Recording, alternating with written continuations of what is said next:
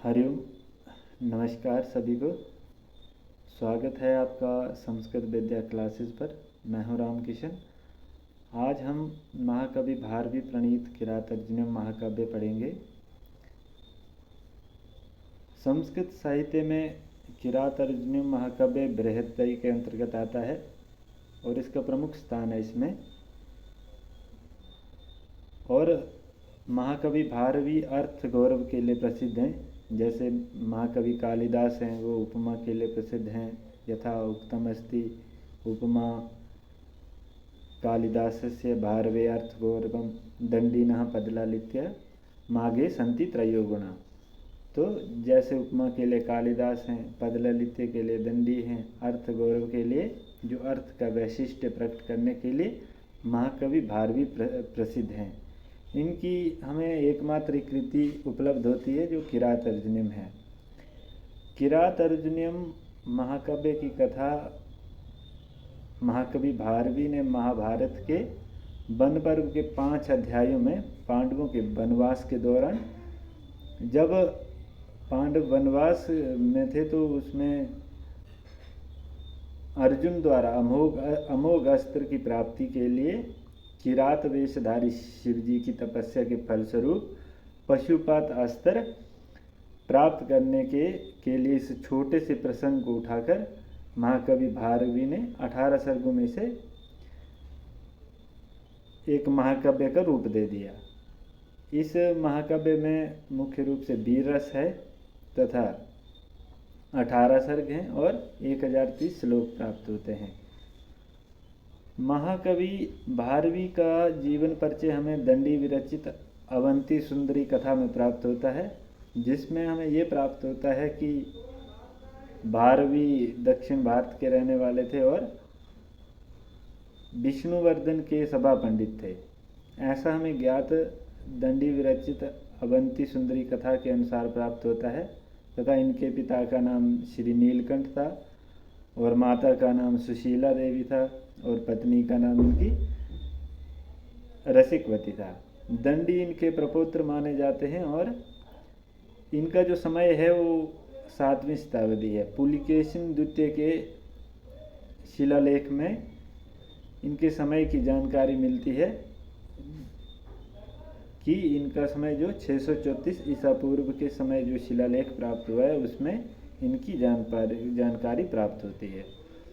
किरातार्जुनीयम महाकाव्य में जब युधिष्ठिर कौरवों के साथ संपन्न धूत कीड़ा में जब जुए में सब कुछ हार गए तो उन्हें अपने भाइयों एवं द्रौपदी के साथ 13 वर्ष का वनवास पर जाना पड़ा।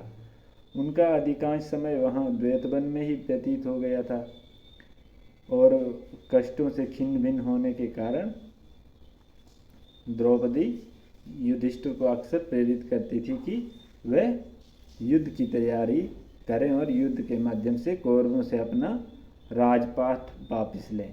भीम भी द्रौपदी की बातों का पक्ष लेते हैं। अब जो गुप्तचर के रूप में हस्तिनापुर भेजे गए एक वनेचर वनवासी से सूचना मिलती है कि दुर्योधन जो अपने सम्मिलित राज्य के सर्वांगीण विकास और सुदृढ़ीकरण में लगे हुए हैं, क्योंकि कपट धूत से हस्तगत किए गए आधे राज्य के लिए उसे पांडवों से आकांक्षा है। तो ऐसी जानकारी प्राप्त करने के लिए जो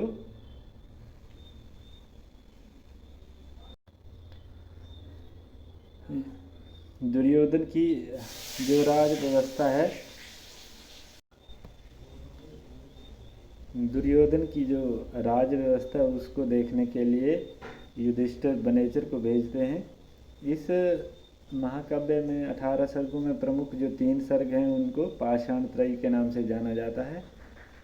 इस महाकाव्य पर 37 से भी अधिक टीकाएं प्राप्त होती हैं, जिससे प्रमुख मल्लीनाथ द्वारा घंटापथ टीका जो कि राजमार्ग, घंटापथ इत्युक्ते राजमार्ग नाम से जानी जाती है। और मल्लीनाथ इनको क्या कहते हैं कि नारी केल फल समन्वितम भारवे बच्चो हो, कि जैसे नारियल का फल होता है उसी तरह भारवी की भी वाणी भी है। जैसे नारियल का फल बाहर से कठोर और अंदर से सुंदर जो कोमल होता है, उसी तरह भारवी की वाणी भी बाहर से कठोर, पढ़ने में कठोर और अंदर से जो इसका रस है वो मधुर होता है। इसलिए नारी केल फल समन्वितम भारवे वचहो।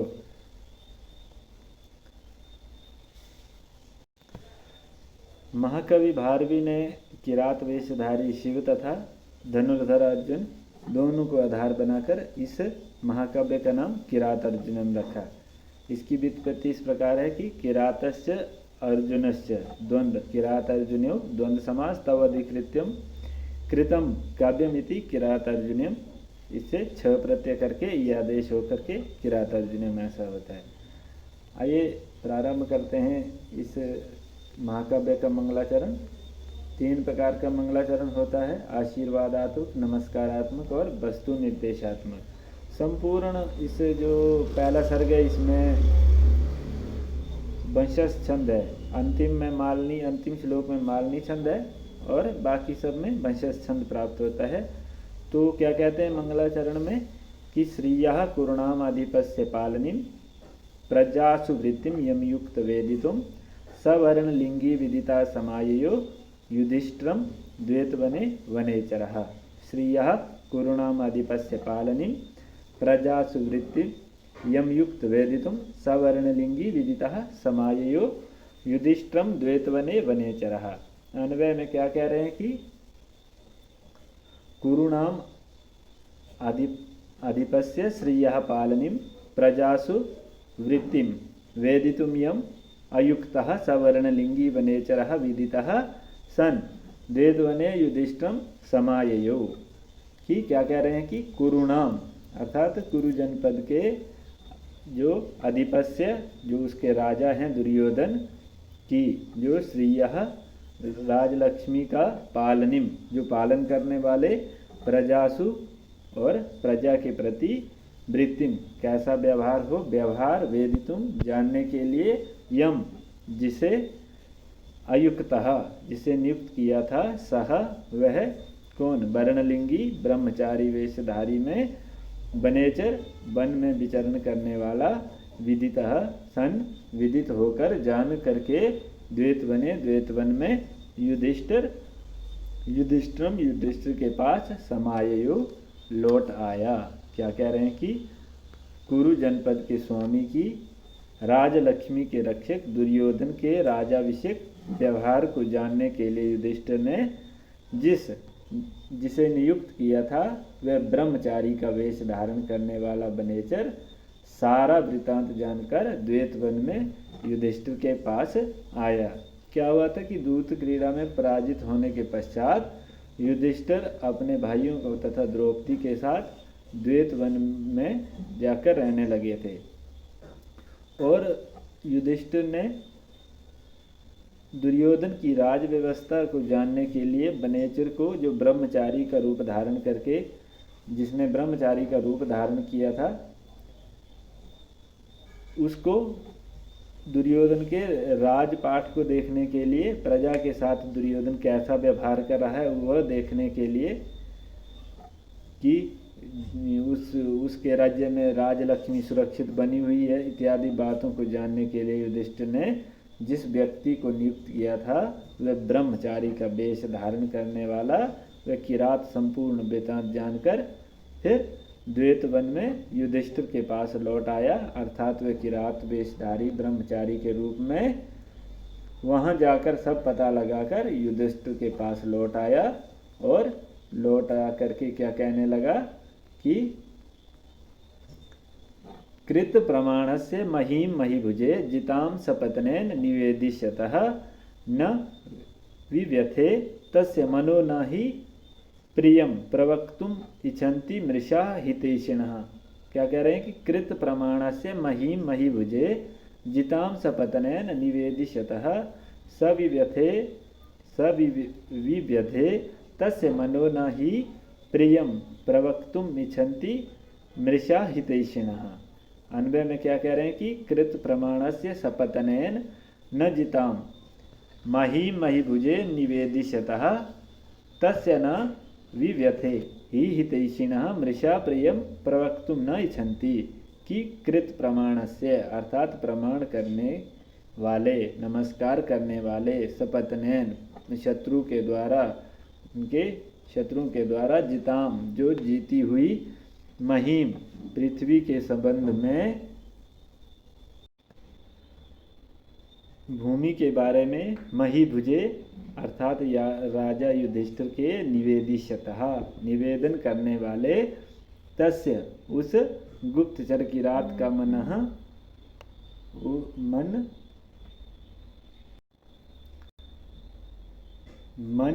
न विव्यथे दुखी नहीं हुआ ही, क्योंकि हितैषिणः स्वामी का हित चाहने वाले व्यक्ति, मृषा असत्यम अप्रियम प्रियम मधुर प्रवक्तुम न इच्छन्ति नहीं बोलना चाहते। क्या कह रहे हैं कि प्रणाम करके शत्रु के द्वारा जीती गई पृथ्वी का वृतांत महाराज युधिष्ठिर से वर्णन करते हुए उस किरात का मन बिल्कुल भी व्यथित नहीं हुआ, क्योंकि हित चाहने वाले व्यक्ति असत्य प्रिय बोलने की इच्छा नहीं करते हैं।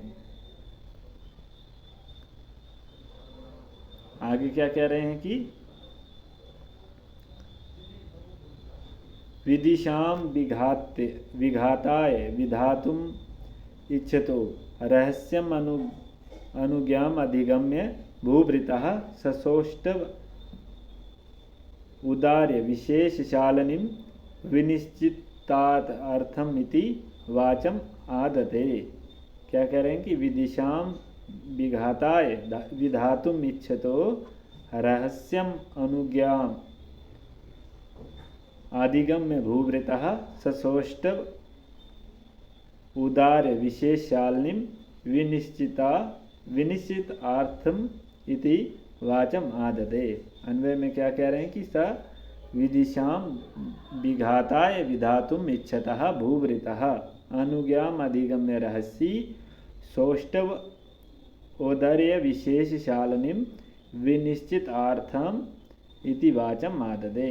कि सह उस बनेचर ने विदिशाम शत्रु के, जो उनके शत्रु थे, विघाते विनाश के लिए, विधातुम कुछ करना, इच्छत चाहने वाले, भूभृतः राजा की जो अनुज्ञाम अनुमति को अधिगम्य प्राप्त करके रहस्य एकांत में सौष्ठव औदर्य विशेषशालिनी शब्द सौष्ठव अर्थात शब्दों की मधुरता और अर्थ संपत्ति आदि गुणों से युक्त विनिश्चितार्थम निश्चित अर्थ वाली इति इस प्रकार की वाचाम वाणी को आदते बोलना प्रारंभ किया।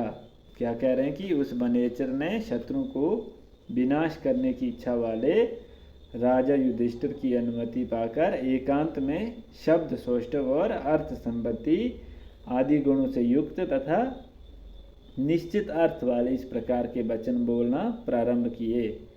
क्या कहना चाह रहे हैं कि यद्यपि मेरे द्वारा कहा जाने वाला संदेश कानों को प्रिय लगने वाला नहीं है, तथापि स्वामी के हित की दृष्टि में रखकर वह शत्रु का प्रतिकार करने की भावना से कहना पड़ रहा है, ऐसा मन में विचार तथा अप्रिय बात कहने वाले संबंधी मेरा अपराध क्षमा करें। इस प्रकार की अनुमति बनेचर से शत्रुओं का विनाश करने की इच्छा रखने वाले राजा युधिष्ठिर से प्राप्त करने के पश्चात शब्दार्थ के गौरव से संपन्न एवं प्रमाणित वचन कहना प्रारंभ किया। क्या कह रहे हैं कि क्रियासु युक्तैर निपचार चक्षुषो न वंचनीया प्रभवो अनुजीवभिः अतो अर्हसि क्षन्तुम असाधु साधुवः हितं मनोहारी च दुर्लभम वचः। क्रियासु युक्तैर् नृपचार चक्षुषो न वंचनीया प्रभवो अनुजीविभिः अतो अर्हसि क्षन्तुम असाधु साधुवः हितं मनोहारी च दुर्लभम वचः। अन्वय में क्या कह रहे हैं कि हे नृप, क्रियासु युक्तै अनुजीविभिः चार चक्षुषा प्रभवा न वंचनीया अतः साधु असाधु व क्षन्तुम अर्हसि हितं मनोहारी च वचः दुर्लभम। कि हे नृप, हे राजन, क्रियासु कार्य में युक्त ही नियुक्त किए गए अनुजीवी भी सेवकों द्वारा जो 4 चक्षु गुप्तचर रूपी नेत्रों वाले प्रभवा स्वामी लोग ने, जो स्वामी लोग हैं, न वंचनीय, ठगे नहीं जाने चाहिए। जो उनके स्वामी हैं वो ठगे नहीं जाने चाहिए। अतः इसलिए असाधु साधु व जो बुरा तथा भला जो भी मैं कहूँ, क्षंतुम अर्हसि, आप क्षमा करने योग्य हैं ही, क्योंकि हितम हितकारक और मनोहारी, मन को प्रिय लगने वाली बचहवाणी दुर्लभ होता है। क्या कह रहे हैं कि हे राजन, कार्य में जो नियुक्त किए गए दूत आदि सेवक को गुप्तचर रूपी नेत्रों वाले स्वामी को धोखा नहीं देना चाहिए। इसलिए प्रिय अथवा अप्रिय मेरे कथन का आप क्षमा करें, क्योंकि हित करने वाले तथा प्रिय लगने वाली वाणी दुर्लभ होती है।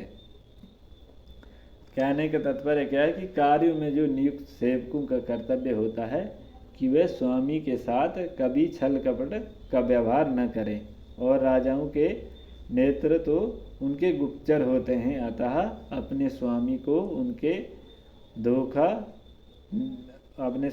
उनको धोखा नहीं देना चाहिए। अतः प्रिय अथवा अप्रिय मेरी बात को आप क्षमा करें, क्योंकि प्रिय और हितकर बात दुर्लभ होती है। आगे क्या कह रहे हैं कि सा किम सखा साधु न शास्यति यो अधिपम हितात न यः संशृणुते सा किम प्रभु सदा अनुकूलेषु हि कुर्वते रतिम नृपेषु अमर्त्येषु च सर्वसंपदः। सा किम सखा साधु न शास्यति यो अधिपम हितात न यः संशृणुते सा किम प्रभु सदा अनुकूलेषु हि कुर्वते रतिम नृपेषु आमत्येषु च सर्वसंपदा। अन्वय में क्या कह रहे हैं कि यह अधिपम साधु न शास्यति किम सखा यह हितात न संशृणुते सा किम प्रभु ही नृपेषु आमत्येषु च अनुकूलेषु सर्वसंपदा सदा रतिम कुर्वत। कि यह जो अधिपम स्वामी को साधु भली प्रकार से न शास्यति उपदेश या परामर्श नहीं देता, सह वह की किम सखा कुसतित मित्र या दुर्मित्र है। यह जो राजा हितात हितैषी व्यक्ति से न संशृणुते नहीं सुनता है, सह वह भी प्रभु कुत्सित शासक है ही, क्योंकि निश्चय ही नृपेषु राजाओं आमत्येषु च तथा मंत्रियों के अनुकूलन रहने पर ही समस्त संपत्तियां सदा सर्वदा रति कुर्वते अनुराग करती हैं। कहने का तात्पर्य क्या है कि जो स्वामी को उचित उपदेश नहीं देता वह बुरा मित्र है। जो स्वामी हितैषी से हित की बात नहीं सुनता वह बुरा स्वामी है, क्योंकि संपूर्ण समृद्धियां राजाओं और मंत्रियों के परस्पर अनुकूल होने पर ही सदैव अनुराग करती हैं। कि राजा एवं मंत्री का परस्पर जो अनुकूल रहकर कार्य करने चाहिए। जो मंत्री अपने स्वामी का समय समय पर उचित परामर्श प्रदान नहीं करता वह कुत्सित या बुरा मंत्री होता है, तथा जो राजा अपने हितकारक मंत्री के जो उचित परामर्श को स्वीकार नहीं करता है तो वह बुरा स्वामी या कुत्सित राजा कहलाता है। निश्चित ही राजा और मंत्री की परस्पर जो अनुकूलता है संपूर्ण सफलताओं का जो प्रमुख कारण होती है। जहाँ दोनों में तालमेल नहीं रहता वहाँ कोई योजना सफल नहीं होती और उनका राज्य धीरे धीरे विनाश की ओर अग्रसर होने लगता है। अतः क्या होता है कि बनेचर का अभिप्राय ये है कि यथार्थ बात को कहना वह अपना कर्तव्य मानता है, तथा महाराज युधिष्ठिर का कर्तव्य है कि वह उसे सावधानी से शांतिपूर्वक सुने। आगे क्या कह रहे हैं कि निसर्ग दुर्बोधम अवबोध विकल्वः क्व भूपति नाम चरितम क्व जंतवः तव अनुभावो अयम अवेदी यन्मया निगूढ़ तत्वम नयवर्तम विदिशाम। निसर्ग दुर्बोधम अवबोध विकल्वः क्व भूपति नाम चरितम क्व जंतवः तब अनुभावो अयम अवेदी यन्मया निगूढ़ तत्वम नयवर्तम विदिशाम।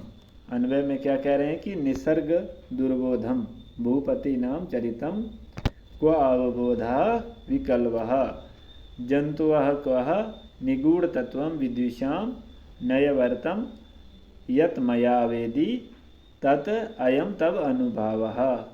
कि निसर्ग दुर्बोध अर्थात स्वभाव से दुर्बोध भूपति नाम जो पृथ्वी के पालक हैं राजाओं का चरित्रम आचरण क्व कहाँ निगूढ़ तत्वम गूढ़ रहस्यों वाला विदिशाम राजा शत्रु का नयवर्तम नीति मार्ग यत जो मया अवेदी मेरे द्वारा जाना गया तत् वह सब अयम यह है तब आपका ही अनुभाव प्रभाव है। ये आप सब आपका ही प्रभाव है।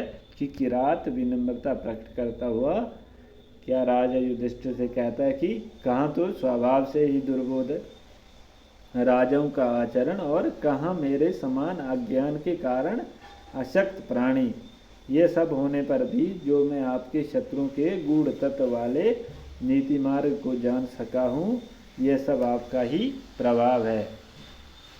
क्या कहने का तात्पर्य है कि राजाओं का नीति मार्ग बड़ा दुर्विज्ञ होता है। राजाओं की कूटनीति समझना सामान्य बुद्धि के मानव के लिए कठिन है, ऐसा बनेचर का कहना है।